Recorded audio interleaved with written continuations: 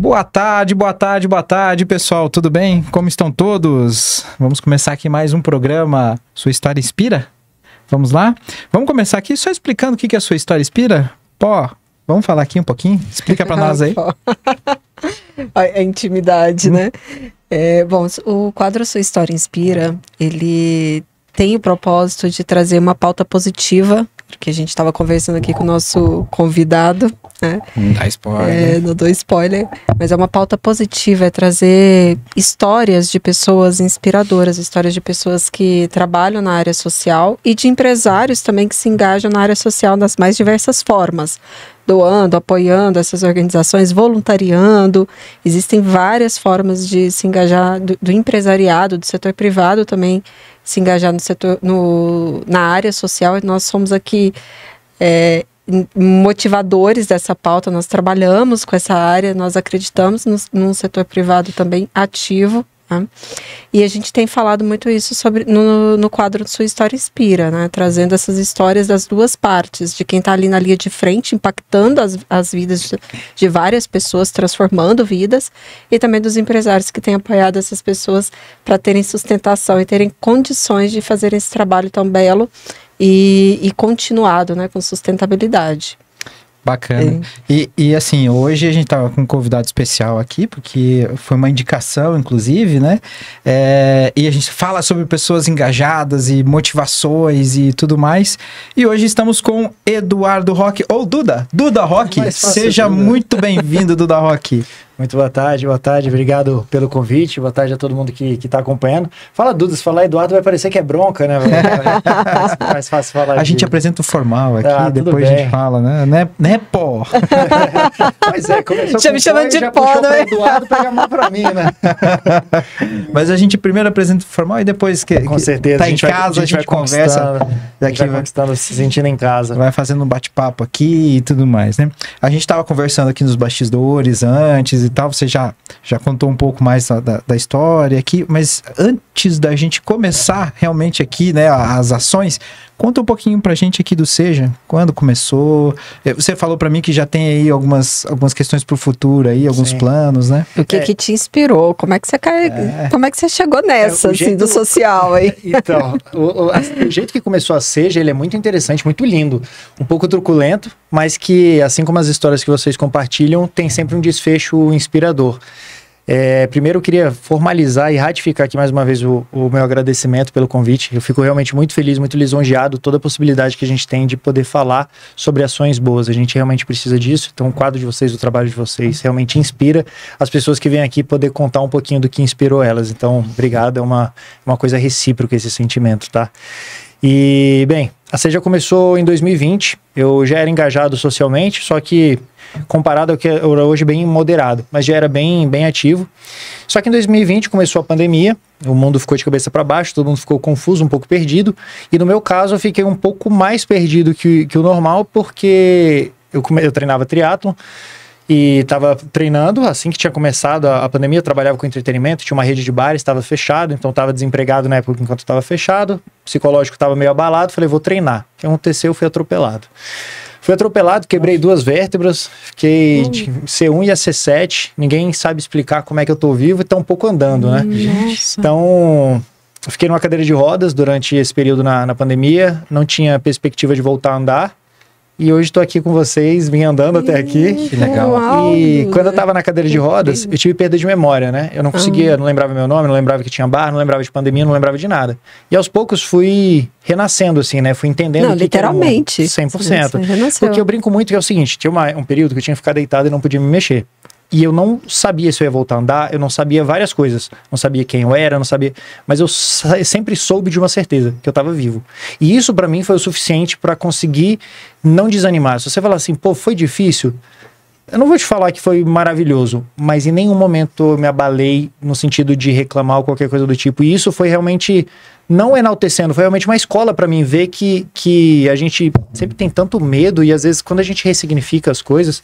Mas enfim, para não prolongar, eu tava numa cadeira de rodas e comecei a entender o que era a pandemia, o que estava acontecendo no mundo.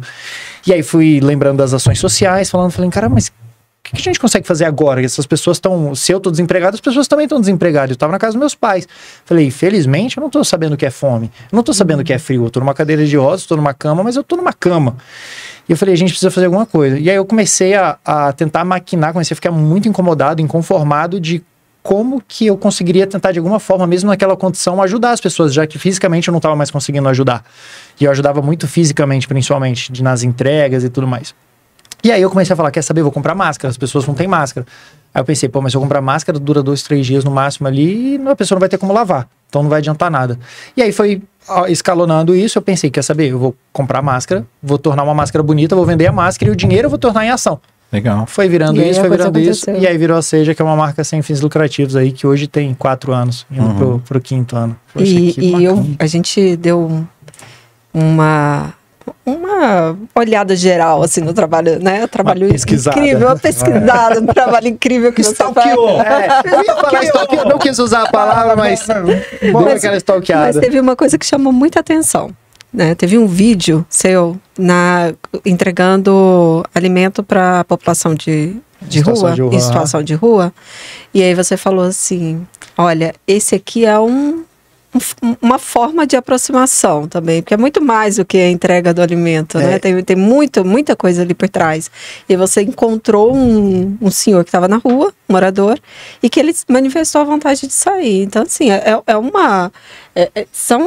isso que você falou, você vai pegando, você vai puxando, e de repente o negócio virou de um tamanho que você não acredita. Você mudou a vida da pessoa. E quando a gente começa a puxar, a gente não faz ideia. E às vezes a gente nem começa a puxar, que fala, não vai dar em nada, mas quando você vai puxando, você vê.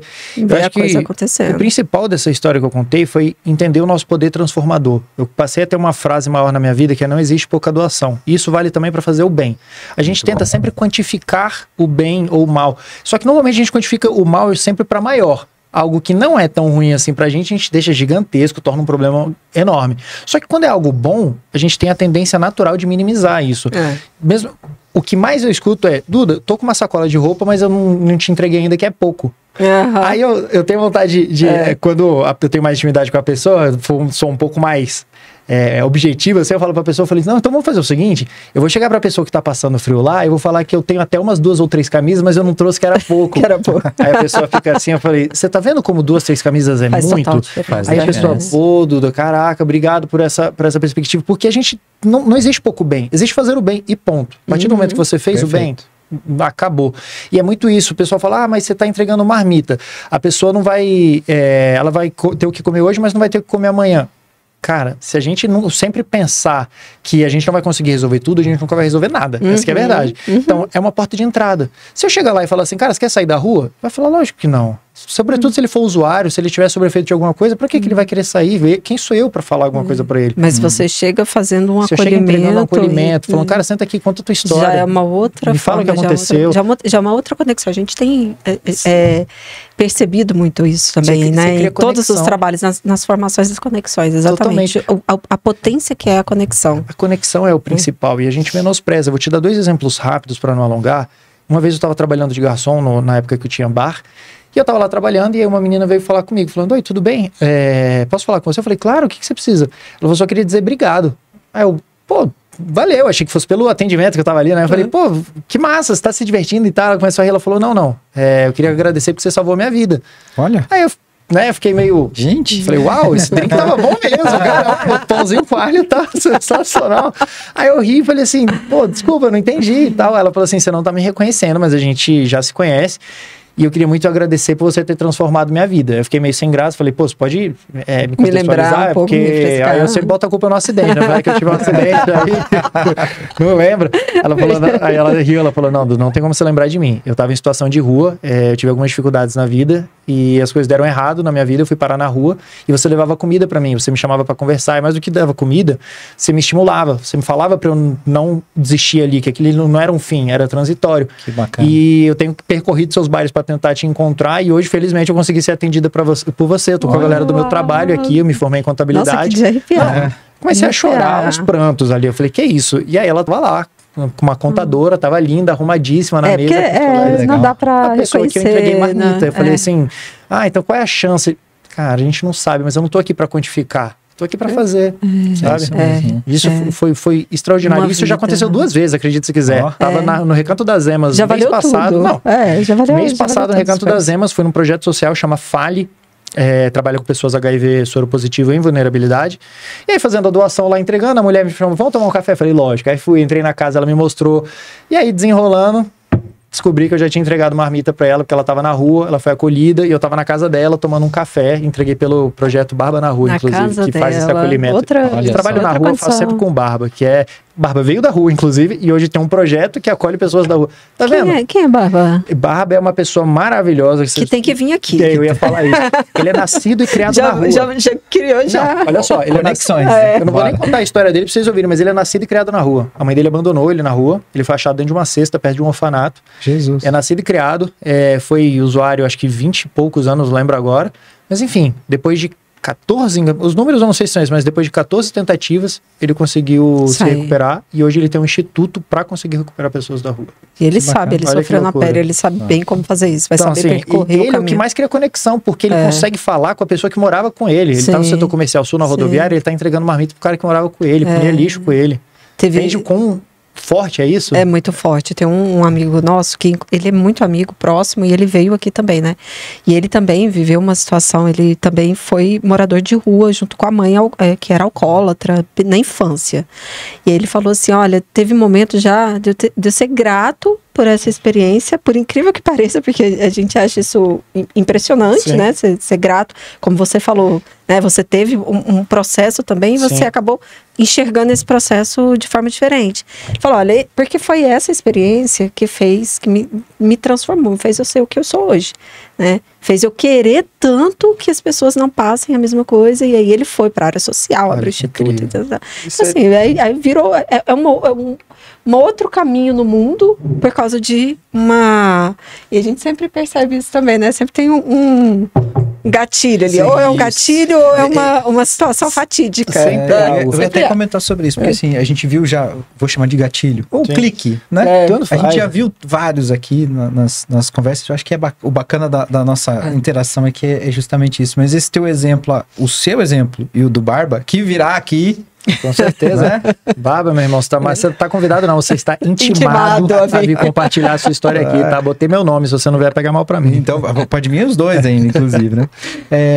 A primeira vez que a gente vê, assim, esse gatilho, o seu aqui, né? Que foi uma questão muito grave na sua vida e que te motivou, tô presumindo aqui, né? Que te motivou e que te abriu os olhos para essa outra realidade e tudo mais, então... Totalmente. E como foi, Duda, que você voltou a andar? Porque chegou num determinado momento que falaram que você não ia. Então, o médico explicou, falou, Duda, a gente ainda não consegue dizer se vai, se não vai, é tudo muito cedo ainda, até porque eu tava com uma lesão na perna, que tava estudando, vai parecer que eu tô aumentando, mas é pra você entender o quão grave era. O músculo rompeu, não vou saber o nome. E eu quase tive que amputar a perna. Então eles falaram, a gente ainda tá avaliando como é que vai ser isso pra entender como vai ser. Falei, bicho, vamos nessa, vamos esperar pra ver o que vai acontecer. Depois a gente vê se eu vou andar, se eu não vou. Mas eu tô vivo, vamos nessa. Então a gente foi cuidando da coluna. Primeiro não ia precisar operar. Aí começou a ir pra medula, e aí teve que operar, porque senão aí não ia ter recuperação, chance de voltar a andar mesmo. Aí precisei operar, tirei, conseguimos drenar a perna, comecei a fazer movimento, né? O fisioterapeuta ia lá para ficar mexendo minha perna. Aos poucos, fui fazendo fisioterapia, fui fazendo coisa, de pouquinho em pouquinho fui começando a conseguir levantar da cama. Isso foi o quê? Um tempo de quanto tempo? Então, e por mais bizarro que isso foi muito curto. O acidente foi em março. De 2020, março de 2020. Em dezembro de 2020, eu voltei a saltar de paraquedas. Sou paraquedista. Eu pousei chorando já. Falei, meu Deus do céu. Que a vida é uma coisa maravilhosa. Mas também não para quieto, né, Duda? Não cansei. Já não, pé atropelado. Não, foi. Você deve ter pensado assim, se eu conseguir passar por isso tudo, não é um paraquedas que vai... É porque assim, o pessoal acha muito que o paraquedas ele é perigoso. Ele não é perigoso, ele é um esporte radical. Ele, lógico, tem riscos, mas ele não é um esporte perigoso. E na verdade, eu comecei a perceber que a gente precisa ter nossa responsabilidade, mas muitas vezes foge do nosso poder de decisão e que a vida pode simplesmente acabar. Tinha um vídeo meu, um pouco antes de eu sair para treinar triatlon, eu tava fazendo funcional em casa, não consigo ficar parado, e aí eu tava dançando em casa e eu falei, cara, talvez esse fosse o meu último registro. eu dançando aqui. É, verdade. E eu não ia saber, mas Você ia ser meu último. Eu fiquei, cara, tá aí. A gente nunca sabe qual vai ser o nosso último suspiro. Então eu comecei a tentar levar a vida mais intensamente, assim, mais de realmente viver agradecendo e reconhecendo. Faz total sentido. Porque a gente, igual você falou, tem um gatilho. Mas na verdade, não é romantizar a dificuldade, mas também ressignificar ela. Seja ela física, seja ela profissional, seja ela financeira, qual seja a dificuldade, mas a gente aprender a ressignificar. Porque é claro que eu adoraria falar, pô, não queria ter passado por isso. Mas eu só sou quem eu sou hoje por tudo que a gente passou. Você só é, a gente não pode apagar o que aconteceu. Então, se a gente puder valorizar e usar isso como um gatilho, uma catapulta para alavancar a gente para frente e não para trás, porque senão isso pode também puxar a gente para baixo, a gente consegue, começa a enxergar a vida de uma forma diferente. E é muito interessante você perceber que quando você está envolvido no social, a maioria das pessoas que estão com você lá domingo de manhã ajudando pessoas são pessoas que já passaram algum momento muito doloroso na vida. A gente percebeu isso. É muito incrível. Eu fico olhando, cara, você vê. Todos têm a gente teve um momento marcante, né? Um momento marcante. O ser humano ele é muito bobo, né? Ou acompanhou um momento marcante. Então a gente não consegue estar com todas as esferas positivas, arrumadas e falar assim, deixa eu ver o que eu consigo aprender desse momento maravilhoso que eu tô vivendo. Ele precisa de algo que acelere o processo. A gente precisa o tempo todo, a gente precisa cair. Se a gente não cai, a gente não sabe levantar. Se a gente tá correndo, a gente não vai agradecer, eu tô correndo. A gente só vai agradecer por estar saltando de paraquedas um dia que você falou, cara, talvez eu nunca mais salte. E aí você começa a perceber isso. Tem a Bela Fialho, não sei se você conhece a história dela, ela foi uma menina que ficou tetraplégica 4 anos por um erro médico. E ela ficou tetraflu, assim, durante 4 anos. Daqui de Brasília. Que inclusive eu a conheci porque na época do acidente ela me ligou para compartilhar a história dela e ela tava voltando a andar ainda quando ela me ligou, se não me engano. E hoje em dia tá andando, tá firme e forte. Trabalhando social também, você vê, não tem como. E ela fala, nas palestras que ela dá, ela fala, cara, quantos de vocês aqui levanta para pegar um copo d'água e é isso? O dia que eu levantei para pegar um copo d'água foi o dia mais feliz da minha vida. Aí você fica... Olha... Parece besteira, mas quando você internaliza falando, cara, minha vida é perfeita, mesmo com todas as dificuldades, a minha vida é perfeita porque eu tô aqui, seja em todos os âmbitos, seja no âmbito religioso, no âmbito profissional, no âmbito sentimental, porque a gente sempre tá sofrendo, a gente sempre tá reclamando, é inerente, nossa condição de humano, a gente vai sempre procurar o que incomoda, mas cara, se você puder agradecer por você ter uma mãe viva ainda para poder mandar uma mensagem, uma avó, um amigo, uma esposa, um marido, um irmão, a gente sempre tem muito mais motivos para engrandecer. Sempre. Só que a gente sempre torna maior. Nós temos 3 crianças, né? Só. Que a gente estava reparando assim, falando, são tão perfeitas. Então, é tão bom quando você consegue gerar esse sentimento de você olhar aquilo e falar assim. Perfeitas. Um sentimento essencial de gratidão, né? De você conseguir internalizar aquilo ali falando. A gente conseguiu ter 3 crianças perfeitas, né? Isso não é trivial. Assim, exatamente. Só que muitas vezes passa batido. Falando, batido. Você chega um dia em casa, sua família tá lá e é mais um dia. Você coloca na normalidade. Eu já acompanhei de perto casos, né? E tratamentos de crianças atípicas, né? E o sofrimento que é da mãe. A mãe, ela pausa a vida. Ela tem que abdicar. Dependendo do que for, você vai virar para sempre pai e mãe. Você nunca vai conseguir fazer caminhar com as próprias pernas. Então, e é justamente isso. E a gente nem se dá conta, né? É não tornar o extraordinário em ordinário. É sempre deixa o extra na palavrinha. Sempre. Legal. Isso aqui é ordinário. Tá não, é extraordinário. Você chegou em casa e tem alguém te esperando. Olha que maravilhoso. Eu cheguei em casa e não tem ninguém me esperando. Você chegou em casa. Você conseguiu terminar seu dia. Sempre vai ter a forma que a gente consiga ressignificar. Isso não é ser falso otimista. Não é. É só um exercício para que a gente possa se cobrar de ver as coisas boas.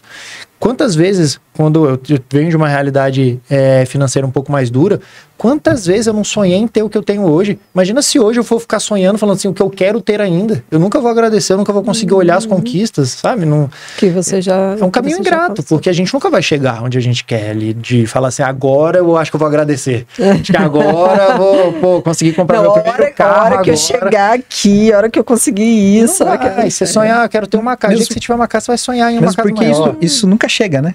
Você pode agradecer. O futuro nunca chega. Exatamente, mas é justamente... Se a gente viver no futuro... Você pode agradecer, inclusive, o emprego que você tem, que vai fazer com que no futuro você tenha uma casa. Agradeça o seu emprego. Exatamente, mais um dia você tá aqui, firme e forte, você podia não estar aqui.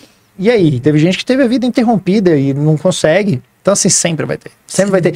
Mesmo que você fale assim, minha vida tá toda errada, mas você ainda tá aqui. Você sempre vai ter o milagre da vida para agradecer. Então, você sempre vai ter o suficiente.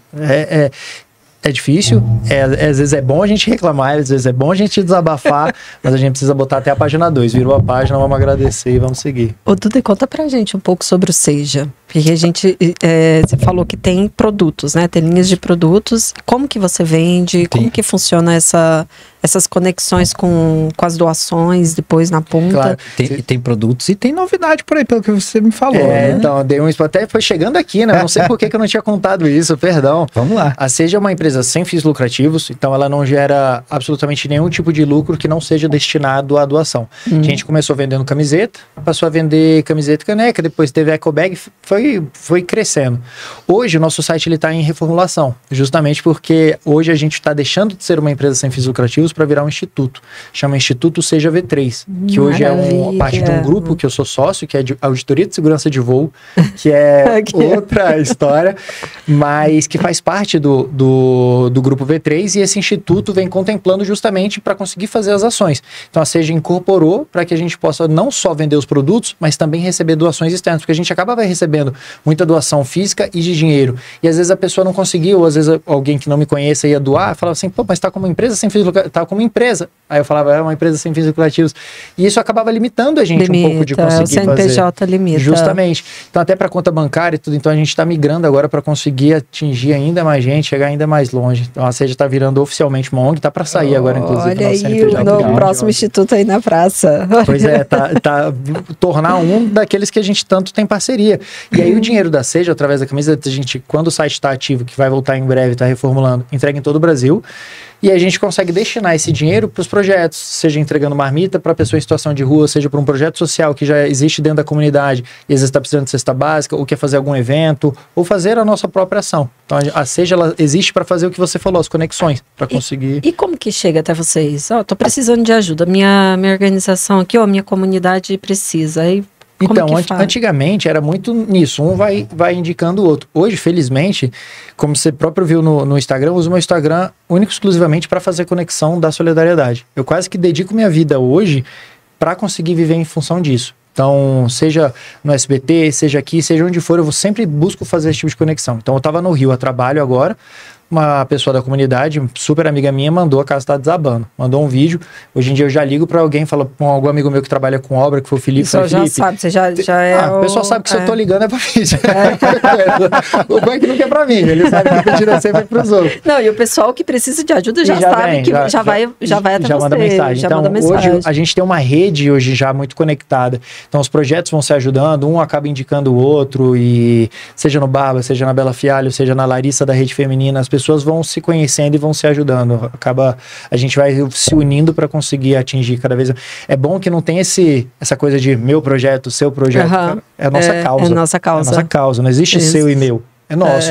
São pessoas sendo ajudadas, é isso que importa. E quem não internaliza isso acaba não fazendo parte desse grupo, assim. Dificilmente essa pessoa consegue ficar no meio social porque não tem espaço para esse tipo de sentimento. Então hoje acaba sendo muito pelas conexões ou pelo Instagram também, ou a própria pessoa da comunidade. Como eu tô sempre em comunidade e eu sempre tento ser, foi igual eu falei, eu fui no projeto social, o pessoal foi embora da entrega, eu fiquei lá tomando café. Eu não gosto só de entregar, eu gosto de saber a história da pessoa. Igual você falou a palavra conexão, eu verdadeiramente acredito no poder dessa palavra, de olhar no olho e reconhecer que são dois seres humanos ali, independente do que cada um tem para trás ou o que vai ter para frente. A gente tá aqui agora, me conta, quem é você? Sabe? E nesses momentos a gente consegue criar essa conexão. Então, torno meu WhatsApp totalmente acessível, então eles me ligam, me falam, ficam sabendo de alguém que tá precisando, e aí a gente vai se ajudando. Fica de olho no Instagram aqui, no final vai colocar aqui o Instagram, para quem ainda não conhece, ainda não tá na rede. O Instagram hoje serve exclusivamente para isso, para falar de coisa boa, de conexões, da gente se cuidar, fazer o bem. E você faz aqui Brasília, faz DF, isso, tudo? Eu faço no Distrito Federal inteiro, e agora a gente está com o Instituto Fome de Música, que é um instituto que começou na pandemia. Vocês vão lembrar, no meio da pandemia começou aquela onda de fazer live com QR Code de doação. Lembro. quem começou com aquilo foi o projeto Fome de Música. É um instituto que arrecadou quase 8 milhões de reais na época da pandemia. Pensa que loucura. A gente, sem sair de casa, um projeto que arrecada quase 8 milhões de reais. É bastante. Então quase que escancarar a força da nossa união, mesmo quando a gente não pode estar fisicamente. Sim. E esse projeto agora voltou, depois da tragédia que aconteceu no Rio Grande do Sul. Eles retomaram, e foi inclusive quando partiu para me chamar e falar, Duda, vamos unir forças aqui para a gente conseguir retomar esse projeto. Fiquei extremamente honrado, então agora a gente está retomando para conseguir ajudar em nível Brasil, que a nossa meta e não é só um lema, a gente verdadeiramente acredita que até o fim das nossas vidas a gente vai conseguir acabar com a fome no Brasil, através desse projeto, que é através da nossa união. Mas, e pelo nome tem a ver com um grupo de música fazendo algo. Exatamente. Por que acontece? Essa iniciativa veio da R2 Produções, que não é mais Produções, agora é R2 aqui de Brasília. E através dos contatos que eles tinham, eles têm contatos hoje em nível Brasil com os melhores produtores de eventos, de festas, de espetáculo, jogos de futebol, todo tipo de entretenimento de uma forma geral. Ou até em restaurante, bar que tem cover. Então hoje a ideia é, imagina se a cidade, por menor que seja, o Brasil é enorme, é continental. A cidade, o município, por menor que ela seja, ela sempre vai ter uma coisa, festa. Ela sempre vai ter entretenimento. Precisa ter, é saudável para o ser humano, faz parte da nossa cultura e sempre vai ter. Imagina se todo evento que acontecer doar R$1 do ingresso pro Fome de Música.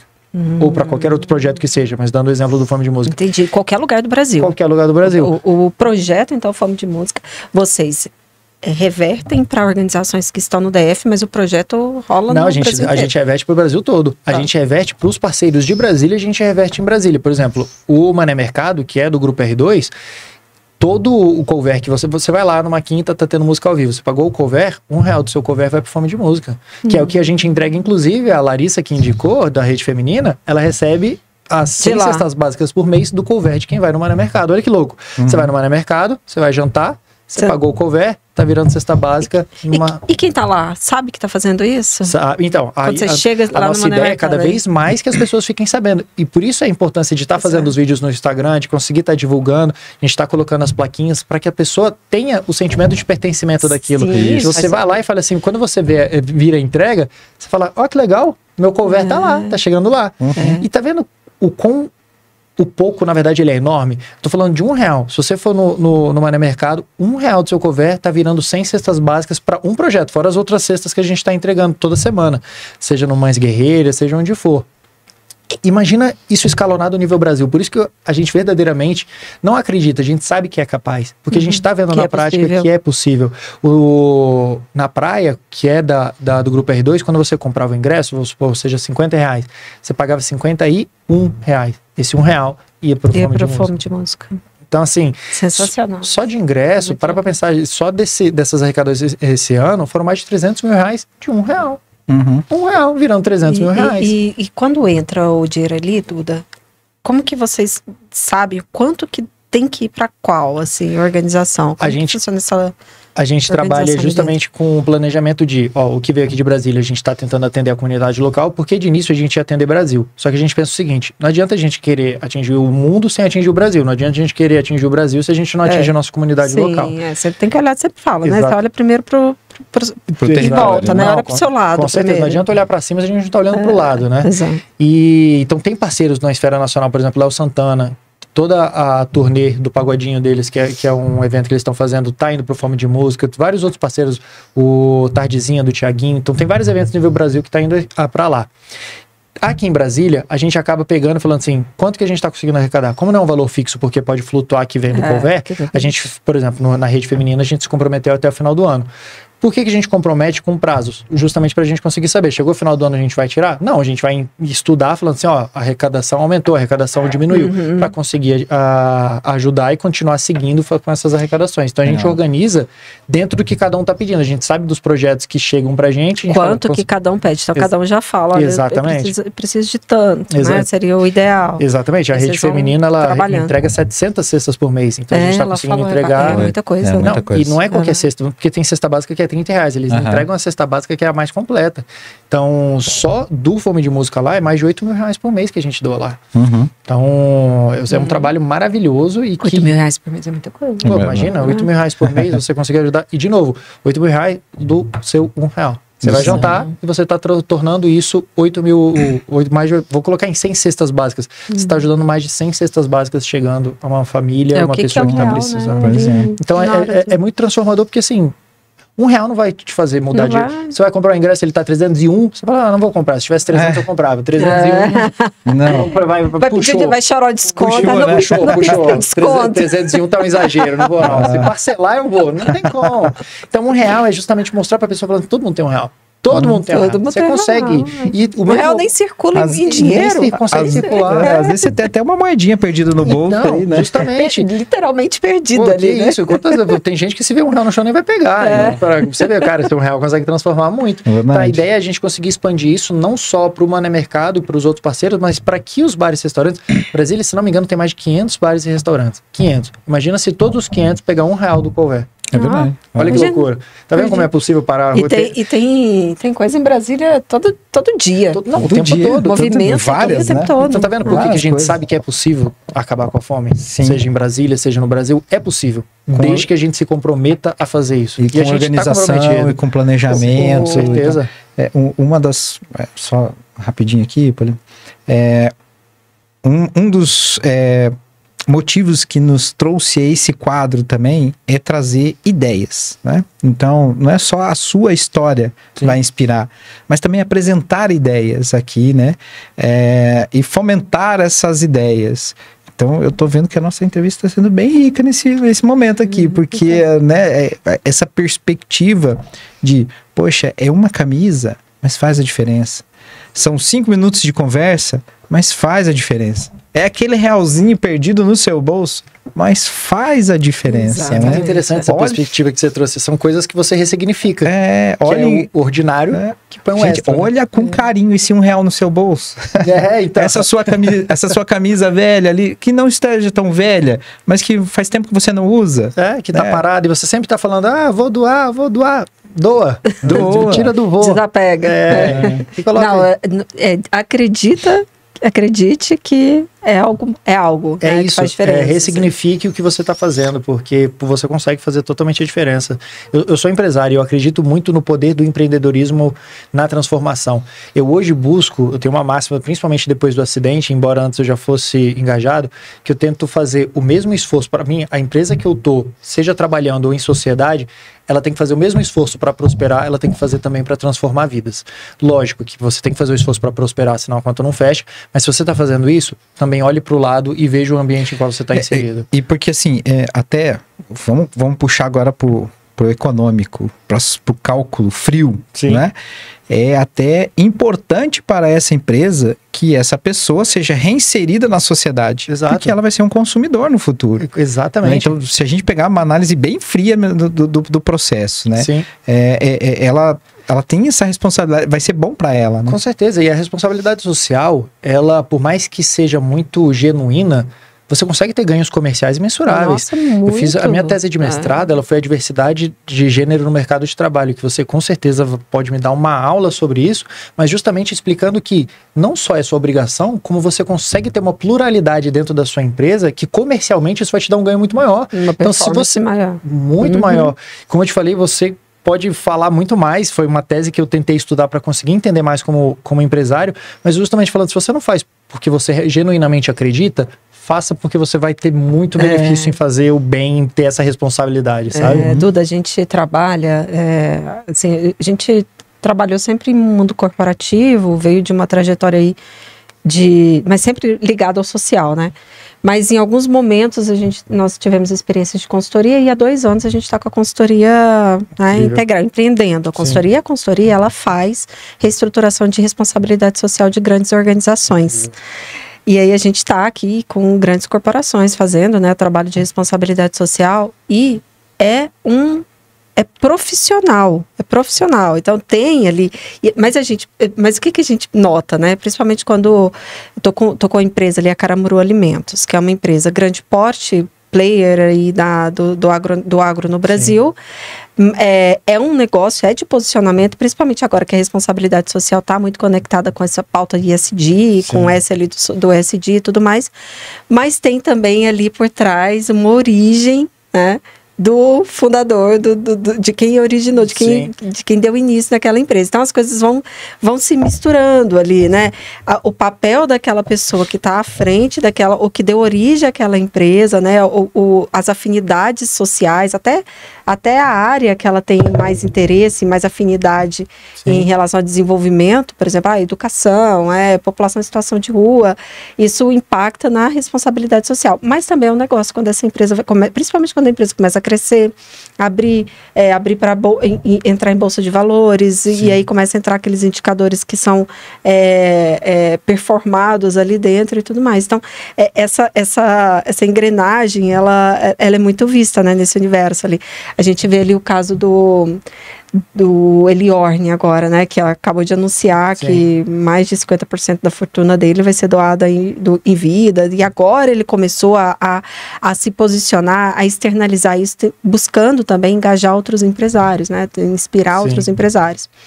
Então, você vê a Cyrela já há muitos anos, né, tem um instituto, já tem um posicionamento social, e aí você vê a influência daquele dono para conseguir aquilo ali. Então, vem a influência de quem está, né, da pessoa física, não dá para desconectar. CNPJ não existe sem pessoa física. Não tem como. Não tem como você ser um CNPJ forte se você não for uma pessoa forte. Não existe um CNPJ social se você não for social. Não tem como. Você não consegue desconectar. É isso. E eu acredito muito no poder do empreendedorismo de transformação, por todas as vertentes, seja empregabilidade, seja como for, mas tem uma carta na manga muito forte de conseguir transformar. E foi isso que você falou. E é interessante a gente pensar que é aquilo que a gente estava até comentando antes, né?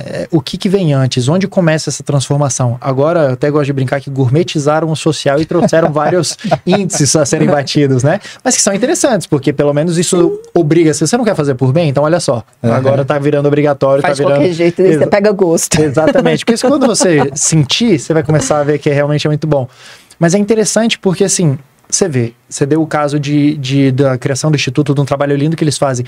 E quantas vezes as pessoas não conseguem ter acesso a esse trabalho lindo que as empresas fazem, seja ela, seja qual for. Se a gente começa a privilegiar, se eu vou comprar uma camisa, por que não comprar de uma marca que tem responsabilidade social? Não necessariamente sem fins lucrativos, mas uma marca que tenha responsabilidade, seja reserva, seja onde for. Se eu vou consumir uma caneca, se eu vou num restaurante, por que não ir no Mané Mercado que doa R$1? A gente cobra sempre que as empresas tenham responsabilidade social, mas nós é que estamos com os dados na mão. Se nós começarmos a exigir e consumir só de empresas que têm uma responsabilidade social muito enraizada, naturalmente, por interesse comercial ou não, o mercado vai se moldar para que falando assim, as pessoas estão exigindo, a demanda está sendo de responsabilidade social, então vamos entregar responsabilidade social. Um consumo consciente. Totalmente, seja de moda circular, seja em restaurante, seja onde ou como for. Então, a gente pode assumir essa responsabilidade não só como empresa, empresário, a gente pode e deve assumir essa responsabilidade como consumidor. Eu vou numa festa que tem o selo do Fome de Música, porque eu sei que meu ingresso vai virar comida quem tanto precisa. Eu vou num restaurante que doa o couvert, porque eu sei que vai virar, vou comprar uma camiseta que eu sei que tem um instituto. Então, justamente a gente consegue, é uma forma até que a gente tem de agradecer e potencializar as empresas que fazem isso, que conseguem se dedicar a esse social. Exatamente, perfeito. O consumo consciente é a base ali, né? É aquilo que a gente estava falando, quem vem primeiro, né? O ovo a galinha, quem vem primeiro, o consumidor pressionando o mercado ou a empresa se posicionando? Mas se os dois se moldarem, o destino é um só. Não tem como a gente mudar. E é benéfico para todo mundo. Não tem ninguém que sai perdendo com isso. Verdade. Ninguém. O Duda, agora, essa questão aí geográfica, né? A gente trabalha muito com povos ribeirinhos, indígenas. A gente teve vários trabalhos já, tem projetos agora na empresa também. Incrível. Aí me conta assim, uma curiosidade, né? Já veio de você, assim, pedido lá dessas regiões remotas? Amazônia. Da Amazônia. Já aconteceu. E, inclusive, um dos parceiros do Fome de Música é o Rotary. E o Rotary hoje tem, eu não vou nem chutar aqui o número, que é um número absurdo de pessoas conectadas no Brasil. Então, Rio Grande do Sul estava na cidade que fica a 500 quilômetros de Porto Alegre, uma cidade que está devastada. Tinha gente do Rotary fazendo entrega lá. Então, mesmo Vale, seja na área são muito capilares. Seja onde for, então, eles conseguem fazer chegar. Eles são os parceiros fundamentais justamente porque eles conseguem alcançar pessoas que muitas vezes no físico a gente não conseguiria. Mas você vê como uma coisa vai vai trazendo outro. O grupo V3 trabalha com auditoria de segurança de voo, principalmente. E a gente estava fazendo uma auditoria para o IBAMA e para o ICMBio, e conversando com a responsável do voo, ela estava falando, a gente começou a falar sobre o pauta social. Então, e aí eu amo falar de social, no meio do trabalho a gente começou a falar de social, ela falou assim... quase não gosta de conversar, né? Se deixar aqui, meu amigo, o assunto não falta não. E aí foi exatamente isso, a gente conversando, ela falou assim, caramba, mas a gente direto precisa fazer entrega, Duda, mas você toparia ajudar? Eu falei, se eu toparia ajudar, eles pegam aeronaves, enchem de cesta básica para conseguir entregar, seja para o povo ribeirinho, onde for, mas no meio da Amazônia. É muito complexo. Olha que é muito maluco aquela logística. Você parar para pensar, o que você usa na operação, financeiramente, não faria a conta fechar jamais. Mas você não consegue quantificar as vidas que estão lá precisando daquela doação. Então, a gente acabou tendo mais acesso a isso, principalmente por essa questão das auditorias nos órgãos reguladores. E aquilo que você falou, né? Tá ali no seu trabalho, que é aquele seu ganha-pão, né? Que é necessário, mas não deixa de olhar, de se conectar com o social. Não tem como. E aí a coisa vai ficando ainda maior. Eu vou falar um negócio que não é frase pronta. Eu realmente fico muito feliz e honrado de ter conseguido internalizar isso. Meu olhar como empresário, antes do acidente, eu olhava muito para dinheiro. Eu olhava muito para número. Depois do acidente, depois que eu comecei a ficar ainda mais imerso no social, meu olhar virou para riqueza. Meu olhar virou para fortuna. E o que é riqueza? É muito mais que número. É muito mais que contábil. A conta ela precisa fechar. Para a empresa ser sustentável, ela tem que ter o social, o ambiental e o econômico. Você tem que estar bem para conseguir. Justamente, não adianta a gente abrir mão do econômico, porque a gente não vai ter ambiental e não vai ter social. Então, se eu estou olhando para o econômico, eu também tenho que olhar para o social e o ambiental. Então, por isso eu tenho essa máxima de hoje olhar com a mesma força que eu tenho para a prosperidade da minha empresa, olhar para a prosperidade do que está ao meu redor. Que não vai ter um ganho financeiro, mas vai me trazer uma riqueza imensurável. Justamente isso. Você falou interessante, eu tenho um monte de tatuagem, como dá pra ver, e eu tenho justamente isso para me lembrar, que é transformar vidas, e a minha também. Porque não adianta a gente querer transformar o mundo se a gente não tá bem. Não adianta a gente querer ajudar o outro se a gente não está se ajudando. A gente tem que estar bem consigo, seja isso na empresa ou seja a gente como ser humano. A gente tem que ser a nossa prioridade, porque senão a gente não consegue fazer nada. E as coisas se retroalimentam, né? Assim, então, eu escrevo também, e tem uma coluna, inclusive depois eu vou escrever sobre. Eu sempre me inspiro nas nossas conversas aqui do quadro para poder escrever. E meu último artigo foi exatamente sobre como a coisa se retroalimenta, assim. Você precisa estar bem para fazer o bem ao outro, mas quando você faz bem ao outro, você também se sente melhor.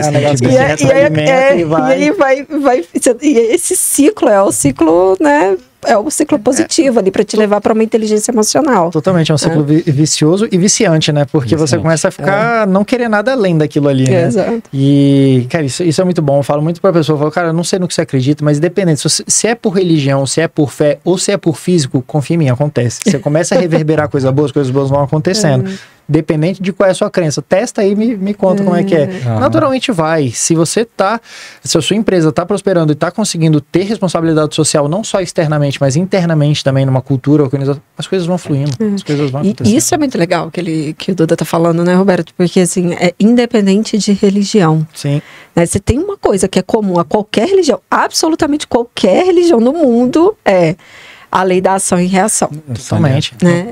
Isso não tem... Não tem pra onde fugir. É quase que uma lei natural. Não adianta você falar que não acredita, que aí eu vou falar, não tem como. Você pode falar que não acredita em um monte de coisa, mas nas leis naturais não fez tem. O bem, vai ter o bem, fez o mal, vai ter o mal. É isso, né? A lei da... Eu acredito muito nisso, eu acredito 100% nisso, e por isso todos os projetos que a gente atua, nunca aconteceu de deixar de ajudar, e também nunca aconteceu do projeto deixar de me receber, porque é de uma vertente religiosa X, porque é de uma vertente religiosa Y. Isso é muito importante. Porque quando você verdadeiramente pratica a religião, pelo menos eu enxergo assim, você está praticando o amor. Isso. Se você pratica esse amor chamando de outra religião, não tem problema. Não tem problema. Porque a gente está falando do mesmo sentimento. Então vamos se unir aqui. Então quando eu vejo alguém que mais segrega do que une, falo, você não sabe o que é religião. Você não sabe o que é esse sentimento. Você não está praticando. Você não está praticando verdadeiramente o que deveria. Você está no dogma, né? Totalmente. Tá na superfície. 100%. E a fome é igual para qualquer um, independente da religião. Exatamente. Né? Independente da religião. Não tem como fugir isso. Imagina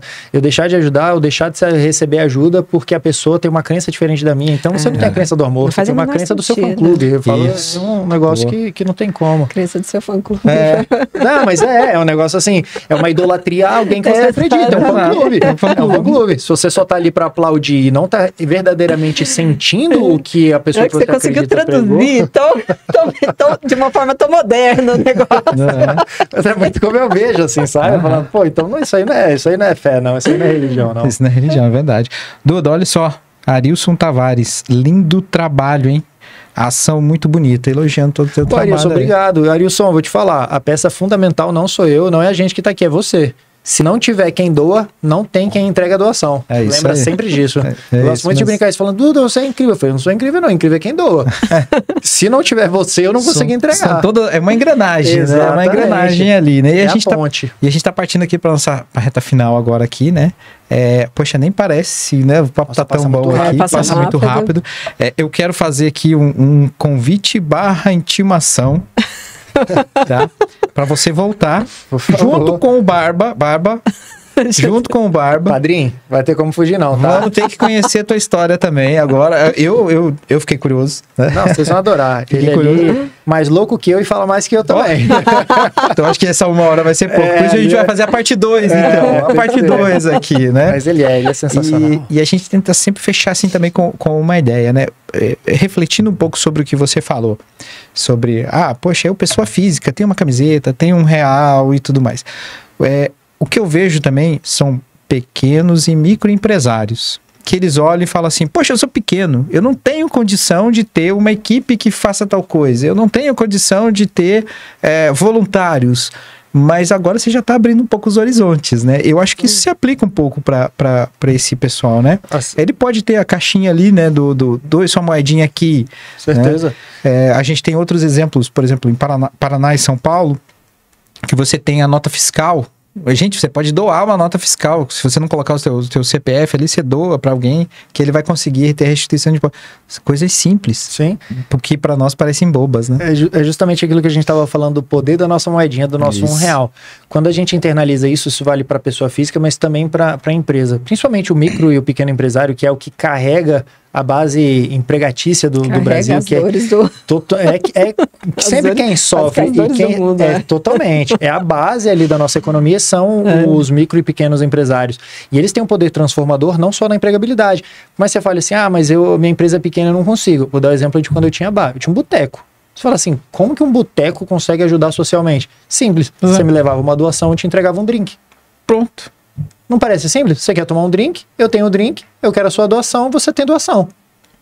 Pronto. É um boteco que está tendo responsabilidade social. Mas eu tenho uma padaria. A tampinha de garrafa PET tem projeto que recolhe aquilo ali e transforma em cadeira de rodas para a pessoa em vulnerabilidade. Você consegue arrecadar a tampinha da sua garrafa PET. Tem outro que recolhe aquilo e faz ração, consegue fazer saco de ração e faz a troca para conseguir ajudar cachorros abandonados. Então sempre vai ter como você consegue ajudar, seja na nota fiscal, seja na tampinha, seja no drink. Você sempre consegue entender a sua realidade e aplicar aquilo ali. Igual a gente estava falando do sentimento verdadeiro. Quando você entende, você arruma um jeito. É verdade. Isso é verdade. Não consegue nem ficar sem, né? Você não consegue. Você quer mudar, você quer transformar, você quer fazer. E depois que você é picado pelo bichinho ali assim, né? Você sempre está querendo outras coisas. E eu vou falar que é um caminho, igual a gente está falando aqui, a maioria desse sentimento ele é unilateral. Igual esse negócio do bar. Quantas vezes eu fui em bar e era frustrado, uma bar, restaurante, era frustrado, que eu falava assim, você não vê um engajamento. Nesse dia do bar, foi até a gente fala, se lascou, porque a gente falou assim, vamos lançar essa promoção, a gente tá precisando muito arrecadar.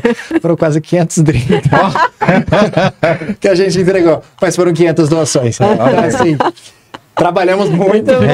Se lascou. 4 horas da manhã, mas eu vou te falar, com um sorriso de ponta a ponta. A gente começava a falar que loucura que tá acontecendo. Mas sabe o que é legal? Por que eu tô falando isso?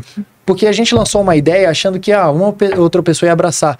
Quando o ser humano ele é estimulado a fazer o bem, ele faz, é natural nosso. Então, a partir do momento que o cara falou assim, cara, que massa, é só o doar que eu consigo ganhar alguma coisa, tipo, pô, que massa. Normalmente a pessoa tá tão acostumada a ver doação como aquele negócio chato, de repente o lugar que ele gosta de frequentar, que é descolado, tá entre os amigos. Também tá Você tá fazendo uma responsabilidade social. Breve, para não estourar nosso tempo, é o mesmo princípio da Seja. Pensa o seguinte, eu tô com uma camisa da Seja. Normalmente eu só uso camisa da Seja quando eu tô de camiseta. E Por que eu acho isso incrível? Eu brinco até que é o cavalo de Troia do social. Porque se eu tô num barzinho, vou manter o contexto aqui do barzinho. Tô num barzinho e a gente tá falando de futebol. Em algum momento alguém fala assim do tipo, pô, legal sua camiseta. Cavalo de Troia entrou em ação. Que seja durante 1 minuto, num contexto e um ambiente onde social jamais seria mencionado, passou a ser pauta principal da mesa. Pronto. Então mas durou só 1 minuto. Aquele 1 minuto, em algum momento aquela semente ela vai florescer. Isso. Ela só precisa que alguém molhe. Em algum momento alguém vai molhar aquela semente e o social vai despertar dentro daquela pessoa. Então o cavalo de Troia fez o papel dele. Quando alguém falou, e essa camisa? Eu já... Pronto. Você perguntou, olha só, interessante. Já vamos arrumar a camisa caneca. Cavalo de Troia. A gente tem uma lembrança que a gente entrega no final. Mas como você vai voltar aqui com o Barba, gente vai te entregar depois. Porque a produção não ficou pronta ali a tempo pra gente te entregar. É bom que eu posso cobrar agora. Então, mas eu já vou te dizer pra você aqui, e os outros convidados que não receberam também no começo do programa, também vão receber, porque foi algo que a gente começou a plantar depois, tá? É um origami, aquele tsuru. Você sabe a história do tsuru? Superficialmente. Então, na cultura japonesa, quando você faz 1000 dobraduras do tsuru, você realiza um desejo, tá? O nosso desejo é um mundo melhor. Então, essa conversa aqui, a gente entende que nós fizemos uma dobradura. Então, a gente ainda tem mais 999 dobraduras pela frente. Ah, mas isso é loucura, vocês não vão ter tempo e não sei o que, não sei o que, não sei o que. Gente, ó, se fosse pra sonhar pequeno, eu preferia nem dormir, tá? Dá trabalho acabar com a fome no mundo? Dá muito trabalho acabar com a fome no mundo. Então, é com o trabalho que a gente chega lá. Todo mundo que é gênio e brilhante um dia já foi chamado de louco, né? Isso que é verdade. Boa. Todo mundo é louco até que dá certo. Todo mundo fala, e começou no fundo de garagem. Então, sempre é. E acho muito interessante isso. Parabéns pela iniciativa de vocês, de verdade. Eu sou realmente muito fã, admirador de pessoas que são entusiastas de fazer isso, que tem a possibilidade. Isso que você tá falando, mas é uma dobradura. É uma. Que seja que outras pessoas vão continuar. Eu não sei quanto tempo a gente vai estar aqui nessa terra. Isso. Mas se a gente puder ter feito uma vez essa ter tocado o coração de alguém, ter colocado o cavalo de Troia. Então, eu falo isso na sala de alguém. Justamente, eu brinco isso, é o imensurável. A gente nunca vai conseguir. Você nunca vai conseguir mensurar o quanto você me inspirou e o quanto isso vai reverberar na vida de outras pessoas. Então não tem como quantificar. Então, pra que perder tempo falando, mas é só 1, só 2? Faça. Isso. Sabe? E o cavalo de Troia entrou na casa do Arilson. Foi? Já entrou aqui no chat, já compartilhou com a gente aqui. Arilson, muito obrigado pela sua colaboração. Arilson, obrigado. Receba esse cavalo de Troia com muito carinho. Tenho certeza que vai aflorar muita coisa boa. Vamos pros contatos? Com certeza. Por favor. Vamos lá, o Instagram da Seja é @doiseja, DOESEJA, doiseja, e o meu Instagram é Duda de Eduardo, esse é mais fácil de lembrar. Qualquer um dos dois que você entrar em contato, eles são integralmente usados para conexões positivas, para a gente conseguir falar de amor, para a gente conseguir falar de se cuidar do próximo, e a gente está lá para conseguir fazer isso juntos. Eu gosto muito de brincar que só faz sentido se a gente puder fazer juntos. Se uma pessoa fizer sozinho, ele vai parar logo em seguida. Isso aí. Se outras pessoas ajudarem, aí o eterno acontece. Muito bom, muito bom. Poliana, vamos aos nossos contatos? Vamos lá, Poli de Andrade Inside, meu Instagram. A gente tem um site também da nossa empresa, que é yandeanegócios.com. Aí. Incrível. Ok, gente, muito obrigado. Chegamos no nosso tempo aqui. Duda, mais uma vez, obrigado e até logo. Com certeza, né? vou cobrar. Até logo. Vou cobrar. A gente vai fazer essa agenda aí. Voltando com barba, intimado. Vocês vão gostar. Pra gente conhecer a história dele. Mas traz lenço, que a história é linda. Não, vai ser mais lenço então, porque teve outras histórias aí também que... Olha, aguenta coração. Se a gente não chora na hora, a gente chora depois. Não tem como. A gente tá sempre chorando. É o que a gente tava falando. É o cavalo de Troia, tá vendo? Isso. O tempo todo. Muito obrigado. Muito obrigado. Obrigada, uma satisfação enorme. Super prazer te conhecer. Vou voltar e vou cobrar, tá? Vou cobrar o presente. Com certeza. Gente, muito obrigado. Grande abraço. Obrigado tchau. pelo tempo de vocês, gente. Vamos falar de coisa boa sempre que possível. Valeu.